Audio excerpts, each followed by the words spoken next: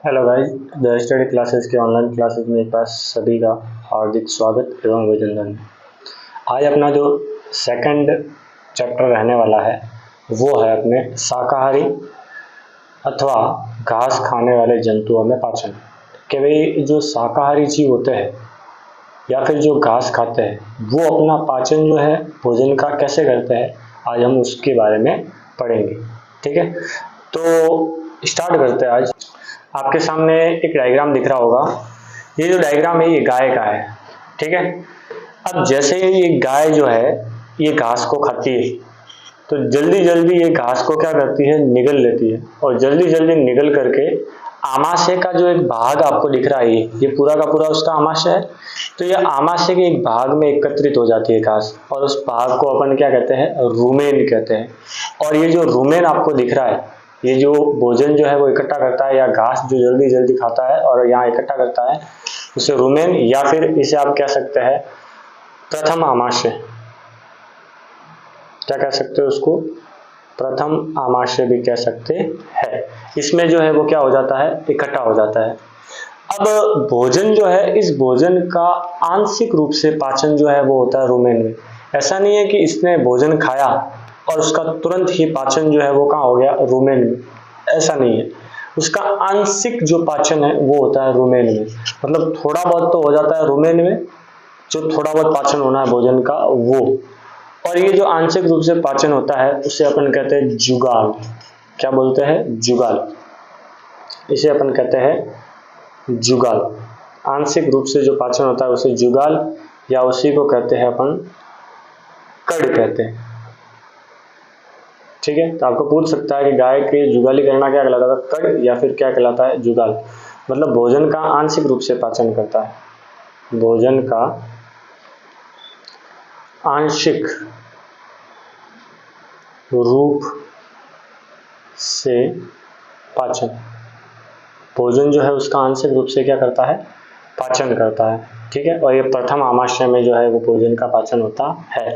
अब मान लो गाय जल्दी जल्दी भोजन को निकल कर रुमेन में इकट्ठा तो कर लिया। अब गाय आपने देखा होगा तो जब वो कुछ नहीं खा रही होती है तो भी जुगाली करती रहती है, मतलब मुंह जो है वो हिलाती रहती है, देखा होगा आपने। अब क्या होता है कि रुमेन में जैसे ही भोजन का आंशिक पाचन हो गया है उसके बाद में क्या होता है, जैसे गाय बैठती है तो जंतु जो है वो छोटे छोटे कणों के रूप में या पिंडकों के रूप में क्या करती है, वापस मुंह में ले आती है भोजन को, और वो मुंह में उसको चबाती है।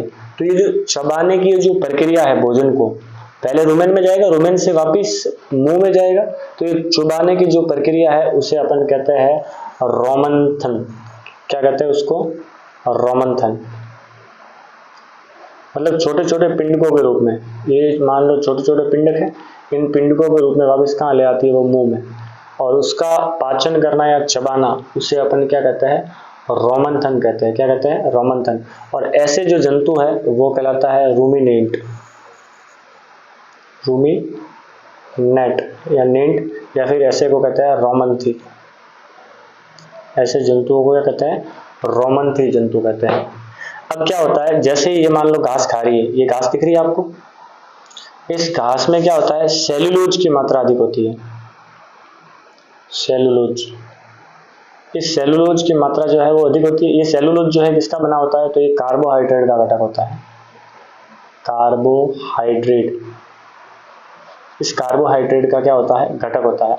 और घास में जो है वो सेल्यूलोज की मात्रा जो है वो बहुत अधिक पाई जाती है। परंतु क्या होता है कि कुछ जानवर या कोई मानव जो है वो सेल्यूलोज का जो पाचन है वो नहीं कर पाते हैं। तो सेल्यूलोज का जो पाचन करना है, इस सेल्यूलोज के पाचन करने वाले जो जंतु है उसमें जो आंत होती है, ये पूरी की पूरी आपको दिख रही होगी, ये पूरी की पूरी आंत जो है वो बड़ी होती है। आंत कैसी होती है, बड़ी।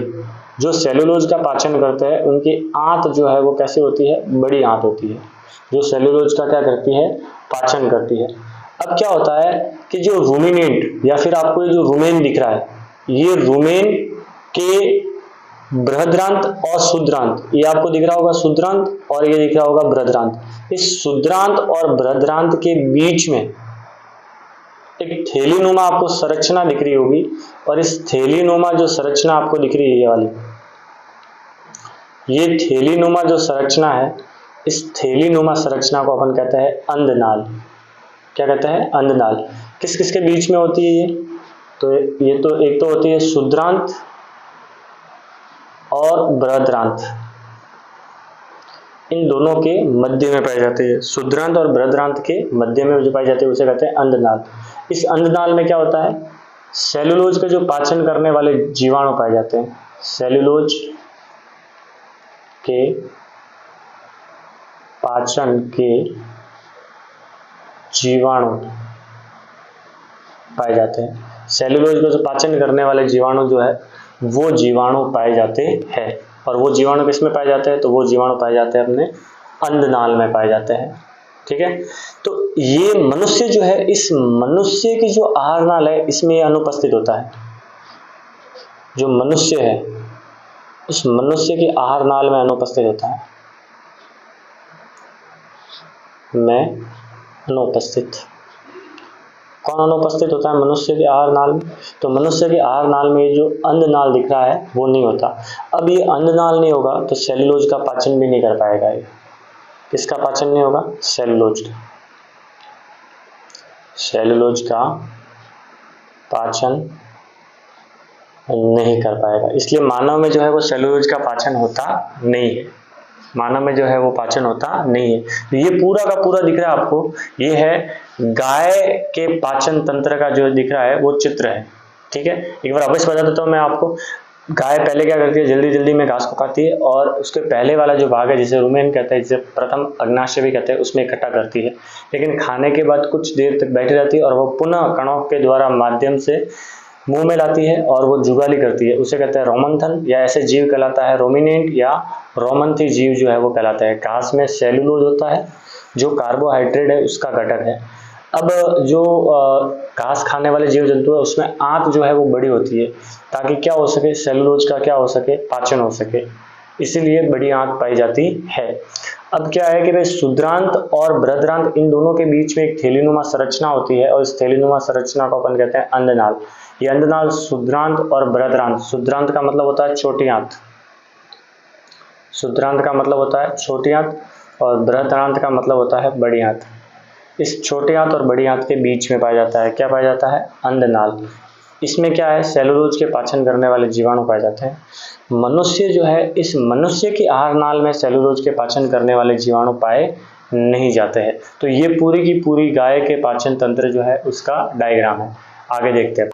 अब जो हमने पढ़ा है उसको अपन हिंदी में लिखेंगे। तो पहला पॉइंट है कि घास को जल्दी जल्दी निगलकर आमाशय के एक भाग में इकट्ठा कर लेते हैं। तो मैंने आपको बताया था कि आमाशय का जो एक भाग है उस भाग में उसको क्या कर लेते हैं? इकट्ठा कर लेते हैं, जिसे रूमन या फिर प्रथम आमाशय कहते हैं। दूसरा पॉइंट, फिर क्या होता था कि रोमन में जो भोजन है उसका आंशिक रूप से पाचन होता है। ऐसा नहीं कि पूर्ण पाचन होता है, आंशिक पाचन ही होता है। और ये जो आंशिक पाचन है उसे कहते हैं जुगाल, या फिर इसे अपन कहते हैं कड़। क्या कहते हैं? कड़।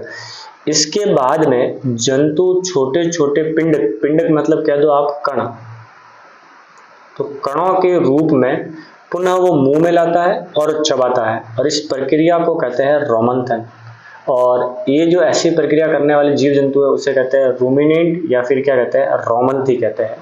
ठीक है, घास में सेलुलोज की मात्रा जो है वो क्या होती है? अधिक होती है।